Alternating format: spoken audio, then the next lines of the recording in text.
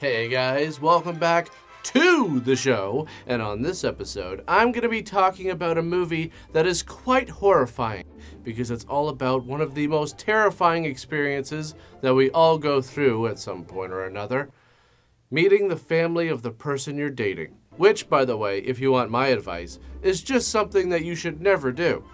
Because they can't be disappointed if they never get the chance to be. Just always have some sort of an excuse.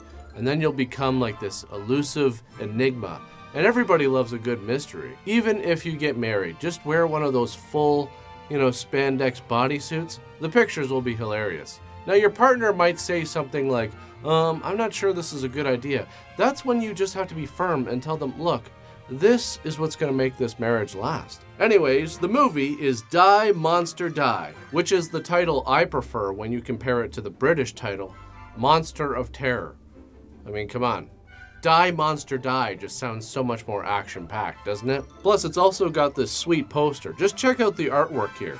This is awesome. So the movie starts with Steve, an American, getting off a train to visit his fiance's family's house in the British countryside. Sorta, I'm going to the Whitley place. You're not. Something wrong? Nothing wrong. Can you tell me how to get there? No. Holy crap, you know something's wrong when the cab driver turns down the fare. So Steve's like, fine, screw you, I'll figure it out myself. So he goes and asks some other people. I'm anxious to get to the Whitley place. Sorry, I can't help you. Can you help me? Well, grabbing the apple out of his hand, staring at him like he's some kind of an alien, I think we all know what's really going on here. A classic case of anti-Americanism, which, look, I know the two of you had a lot of problems back in the day. It's kind of a messy divorce. But don't you think it's time we put all of that aside? Can't we all just be friends? But then again, this movie was made back in 1965, so maybe the animosity was still kind of raw back then. So Steve's like, fine, I'll just go rent a bike and ride it to the Whitley place. Hello? Something you want? Yeah, I'd like to rent a bicycle for a few days. Where would you be riding it? By the way, when you're doing a split diopter shot, always check to try and be really sure that you're not cutting off any parts of anyone's body, because it kind of takes you out of the illusion a little bit. Anyways, the shop owner is like, you're not using any of my bikes to get to the Whitley place. You're just gonna have to walk there, you goddamn Yankee bastard. Okay, I added in that last part just for dramatic effect. So Steve walks and walks and walks. Looks like he's getting into a really rough part of town where everything is dead. Then he gets to a big gate with a bunch of signs indicating that this is gonna be a fun visit. Beside the fence, there's an opening with a foot trap, which tells me that this is a family that likes games. Which is great, as long as they're not super competitive. Have you ever had that? Have you ever dated someone and you meet their family and they're super nice, but then after dinner, they break out Yahtzee and it's like the gloves come off? Anyways, Steve goes in and starts walking around. Then he sees a big giant house and just goes right in. And I mean, geez, man, I hope you have the right place because this could be super awkward if it isn't. I mean, there's no indication that he even has the right address. He basically picked the house in the worst possible area and was like, well, I guess this is it. Suddenly, he turns around and it's his fiancée Susan's father, Naum. And he's like, who the hell are you? Get out of here. And Steve is like, I'm engaged to your daughter and your wife sent me a letter inviting me. And Naum is like, oh yeah, okay, I remember Susan mentioning your name before. But seriously though, you gotta get the hell out of here. Steve! Susan will ask you to stay. But for reasons that I cannot go into, I must insist you tell her that you have to leave at once. Man, that is a tough situation. And what the hell is he supposed to say, dude? Like, oh yeah, I traveled all this way, but now I have to go back because I just do. Have you ever been in that kind of a situation where someone puts you in this awkward position where you have to make something up quickly to tell someone else. I hate that. And then you even ask the person, well, what do you want me to say? And then they give you that kind of attitude, like, well, I don't know, make something up. No, you make something up. You're the one who put me in this position where I have to lie for you. The least you can do is come up with the lie. Like, seriously, screw you, Naum. Why don't you be honest with your daughter and Steve and tell them why you don't want Steve here, instead of putting him in this extremely awkward position where he has 5 seconds to come up with a lie as to why he, who just traveled across the ocean, has to go back home. And you know it's not just going to be one lie. She's going to keep asking questions to understand fully what's going on here. So now Steve's going to have to lie on top of lies. And before you know it, he's juggling layers of lies. How about you grow a pair, show some hospitality, and offer this man a drink since he's been traveling for, what, like 7 hours by planes, trains, automobiles, and also had to deal with a town full of jerks who were giving him a hard time, all because he wanted to find directions of how to get to your house. You can tell this is going to be one of those episodes where I take out my anger on one of the characters. It's gonna be Naum. Anyways, Susan is like, here, let me take you upstairs to meet my mother. She's been dying to meet you. Seriously, she's actually super sick and dying. Also, here's a picture of my grandfather. He went completely insane. So the mom is like, Susan, leave the room. I want to speak to Stephen alone, please. Now, I know what you're thinking. Damn, this guy is really being put through the ringer of awkward situations. But look at it this way. Chances are, there's no way this first impression can be any worse than the one with her dad. So Mrs. Whitley is like, look in that box. There's an earring in there that belonged to my maid. And a month ago, she came down with some mysterious disease. And she came in here crying about what was happening to her and dropped the earring, and she's been gone ever since. Now, if I was Steve here, I'd be thinking two things. Number one, I've been here for 5 minutes and already these people have more baggage than an airport. And number two, gee, I really hope that disease isn't contagious. Why wouldn't she tell me this before I picked up the earring? Meanwhile, Naum gets the butler, Mervyn, to take him down into the basement, which, honestly, you people are obviously rich and yet you can't afford to pay someone to come down here and take a Swiffer to these cobwebs every once in a while. Anyways, they go over to this area with this strange green glowing light, and holy crap, honestly, it wouldn't kill you to take 5 minutes to clean this place up a bit. I mean, yes, it might take away from the whole gothic sex dungeon aesthetic you got going on here, but seriously, my allergies are acting up just looking at this. So Mrs. Whitley is like, Steve, you gotta get my daughter out of here. Seriously, do it now. And Steve is like, fine, but I mean, geez, if this is what it's like now, how many favors are you gonna be asking of me once we're married? My room's supposed to be down here. I'll show you.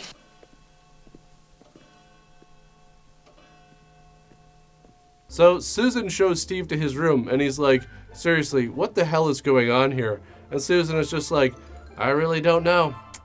I told you, there are a bunch of characters. And Steve's like, whatever, that's good enough for me. Let's get this fired up. Anyways, Naum starts arguing with Mrs. Whitley about Steve. And she's like, dude, your father went crazy and now you're starting to go crazy. Corbin was invoking the dark powers when he died.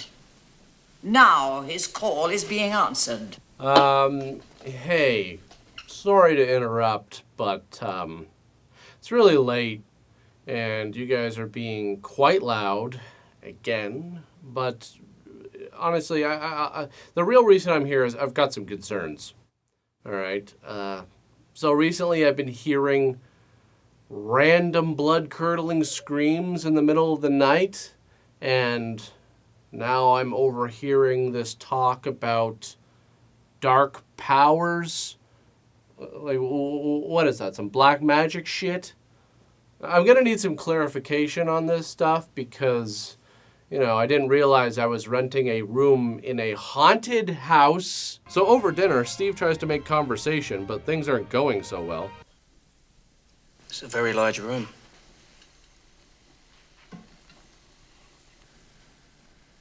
Big enough for a king's banquet.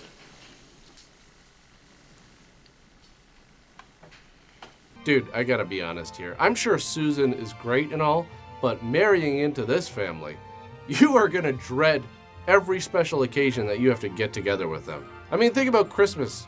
What do you even get this guy? Like, oh yeah, Merry Christmas, Mr. Whitley. It's a new lap blanket. And also, I don't know if it's just me, but I feel like it's a miracle this place is still standing after all these years. Seriously, how has this place not burned to the ground? It's a giant fire hazard. It's all wood and there's not a light bulb in sight. All it is candles and fireplaces as far as the eye can see. Like, what do you think the annual candle budget is for a place like that? And whose job is it to just walk around and light all of these things? The butler? This guy?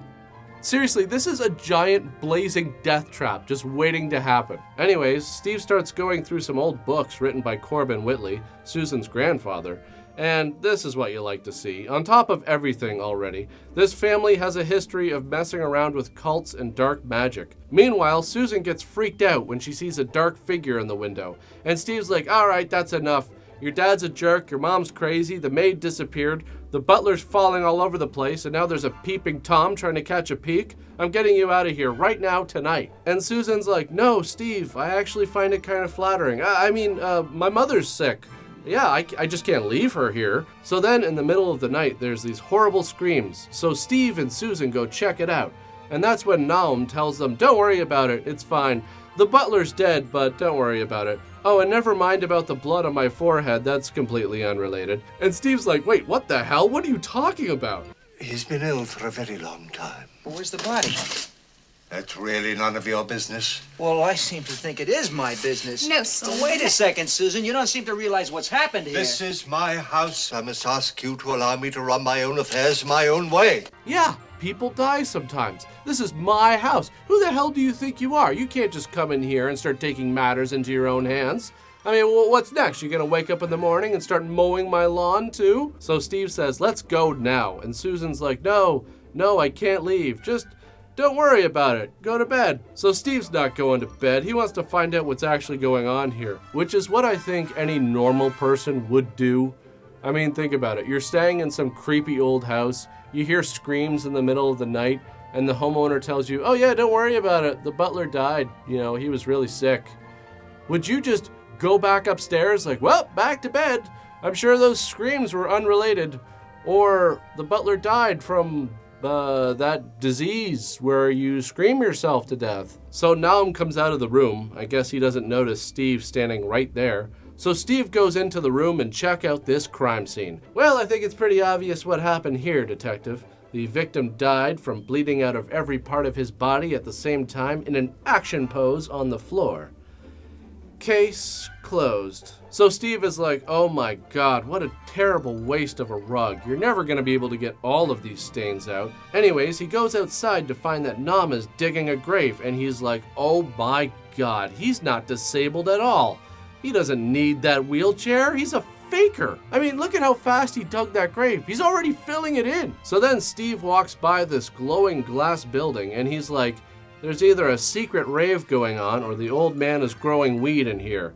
Either way, I'm getting in. But the greenhouse has a giant ancient lock on it, and Steve doesn't have any time to pull up videos from the lock-picking lawyer because Naum is on the move. So Steve races inside and tries to get into bed fast enough, and it actually works. Which, I'm sorry, this is actually the most unbelievable part of the movie. Parents always know whether you're actually sleeping or fake sleeping. It's like some kind of supernatural sense they have. The next day, Steve is attacked by the mysterious dark figure, which I'm assuming is the crazy old maid because of the gold earring. So he leaves and goes back into town to see a doctor. Well, something funny is happening in this town. I think the family I'm staying with may be involved. Welcome to me. Would you like a drink? No, thanks. It's a little early. See, now this is the sign of a great doctor. A lot of people are nervous when they go to the doctor's office. So this is a brilliant idea. Why not just knock back a few? Take the edge off right away. And holy crap, I know people drank a lot in those days, but this guy is a drinker. So the doctor is being kind of short with Steve, and understandably, Steve is getting pretty pissed off. Anyways, his secretary is nice to give Steve a bit of information. That Corbin Whitley died in the arms of the doctor, and the doctor hasn't been the same since, and no one except the doctor ever saw the body. So then Steve takes Susan to the greenhouse and shows her the lock. I've never seen that lock before. Is there any other way of getting in? Oh, Steve, I don't think we should. The answer to what's going on around here may be inside. We've got to get in. Yeah, That, or he's growing primo bud in there. So either way, it's a win-win. Let's get to smashing. So Susan shows him a secret entrance that she used as a kid, and they get inside to find massive plants. And oh my God, look at these tomatoes. I would have so much fun with this. And I'm not just thinking about growing giant weed. Think of all the possibilities.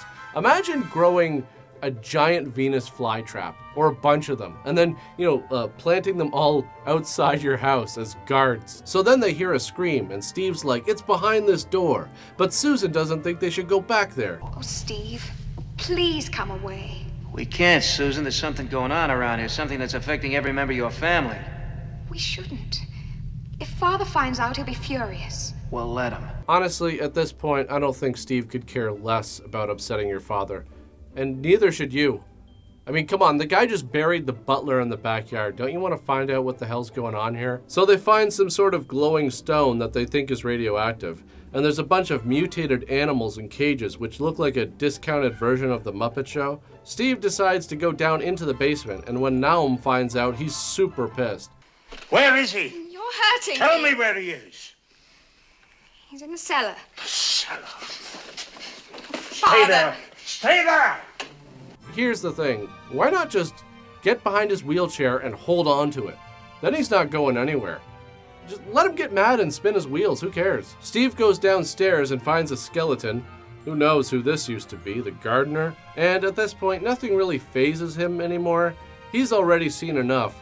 So he finds a giant stone, which Naum keeps in this container. If you don't listen to me, every living thing in this house will die. Now, you have to get rid of that stone and the smaller ones in the greenhouse. It's already destroyed Merwin. You wanted to destroy your wife as well, and Susan, it's beginning to destroy you. It's only a stone. It's harmless. Yeah, it's just an entirely harmless stone that I keep locked up down here with all these skull decorations. Because let's be honest, they kind of complement each other. Now I've got this cool, spooky vibe going on down here. I was thinking about making this spot near the wall kind of like a human sacrifice area, but I'm not too sure. I might just put a futon there and be done with it. So it turns out the stone was a meteorite that Naum thought was a gift from the heavens, which makes sense initially because when it first crashed down, it made all the vegetation grow, and Naum thought this would be good for the area. But honestly, dude, at this point, it's killed multiple people, caused your maid to go crazy, killed the butler, turned your wife into a monster and melted her face. Is all of that really worth the 10-pound tomatoes? So Naum is like, yeah, I guess things didn't exactly work out. So he takes an axe and destroys the meteorite, and oh crap, something's happening. Naum has now got glowing meteorite radiation inside of him or something. And holy crap, look at him now. He's lost all of his hair in exchange for this very stylish and elegant silver skin. So there's a fight between Steve and Naum, but not really. Steve just destroys his desk. And then Naum goes after Susan. But one thing he didn't expect was for Susan to kind of just move to the side a tiny bit, and he breaks through the railing and falls to the ground, instantly setting him on fire. And within seconds, the whole house is up in flames. See, I told you this would happen. Come on, Susan. We're going and we're not going to look back. Oh my God, are you kidding me? Seriously? Great!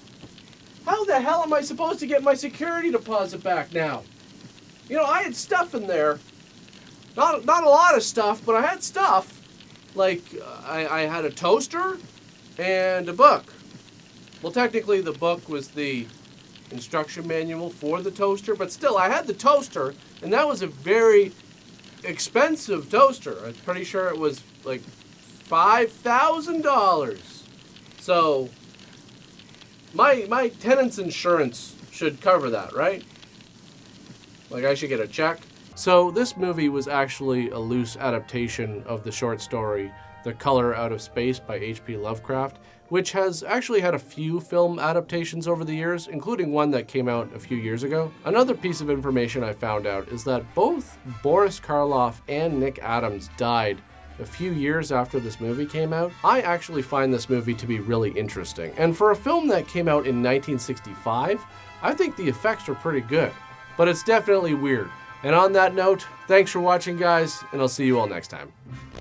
But then again, this movie was made back in 1965, so maybe the animosity was still kind of raw back then. Yeah, something that happened hundreds of years ago. 40 years makes the difference. Okay. It's been hot in here the past few days, and I have very little patience for these characters. So Susan. Okay. So Susan shows Steve to his room. So Susan shows Steve. That's not that bad. Okay. So see, now that I've said it, I'm not gonna be able to say it. Okay.